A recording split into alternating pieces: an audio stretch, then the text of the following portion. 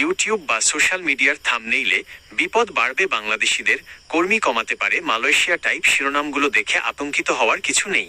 এটি মূলত মালয়েশিয়ার সাম্প্রতিক শ্রমনীতি, লেবর পলিসি এবং অভিবাসন ব্যবস্থার কিছু সংস্কারকে কেন্দ্র করে তৈরি করা একটি সেন্সেশনাল বা ক্লিকবেট খবর। বাস্তব পরিস্থিতি কি এবং কেন এই ধরনের শিরোনাম তৈরি হচ্ছে তার মূল কারণগুলো নিচে তুলে ধরা হলো। 1.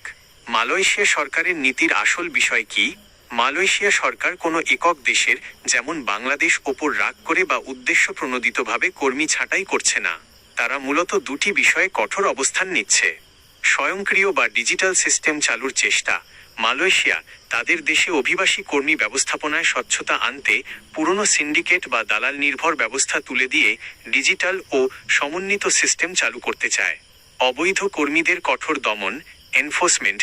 যেসব কর্মী কলিং ভিসায় গিয়ে কাজ পাননি কিংবা ফ্রি ভিসার নামে গিয়ে অবৈধ বা ওভারস্টে হিসেবে আছেন, তাদের ধরতে অভিযান জোরদার করা হয়েছে। নির্দিষ্ট কোটা বা সেক্টর ভিত্তিক নিয়োগ। অনিয়ন্ত্রিতভাবে কর্মী না নিয়ে তারা শুধু তাদের চাহিদাপূর্ণ খাতগুলোতে, যেমন নির্মাণ, কৃষি, সার্ভিস, সুনির্দিষ্টভাবে দক্ষ কর্মী নেওয়ার পরিকল্পনা করছে। 2. বাংলাদেশের প্রবাসীদের জন্য চ্যালেঞ্জ কোথায়?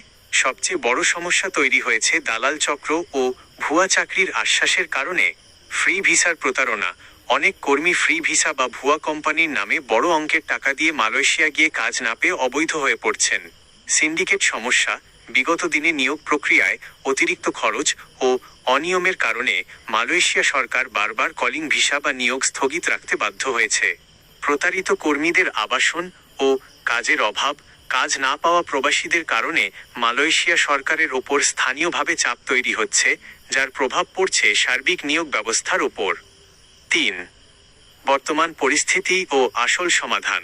অনুমোদিত প্রক্রিয়ার বাইরে না যাওয়া, বৈধ কলিং ভিসা এবং সরকারি অনুমোদিত রিক্রুটিং এজেন্সির মাধ্যম ছাড়া মালয়েশিয়ায় যাওয়া বা কোম্পানি পরিবর্তন করা এখন অত্যন্ত ঝুঁকিপূর্ণ। অবৈধদের জন্য সুযোগ। মালয়েশিয়া সরকার সময়ে সময়ে অনিয়মিতদের নিজ দেশে ফিরে যাওয়ার জন্য কম্পাউন্ডিং বা বিশেষ এক্সিট পারমিটের সুযোগ দেয়। নতুন করে অবৈধভাবে থাকার সুযোগ প্রায় বন্ধ। পরামর্শ: ইউটিউব বা ফেসবুকের এমন আতঙ্ক সৃষ্টিকারী শিরোনাম দেখে বিভ্রান্ত হবেন না।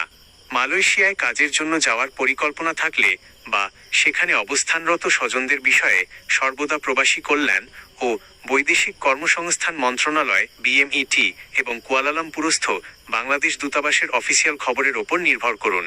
কোনো দালালের কথায় না বুঝে টাকা লেনদেন করবেন না।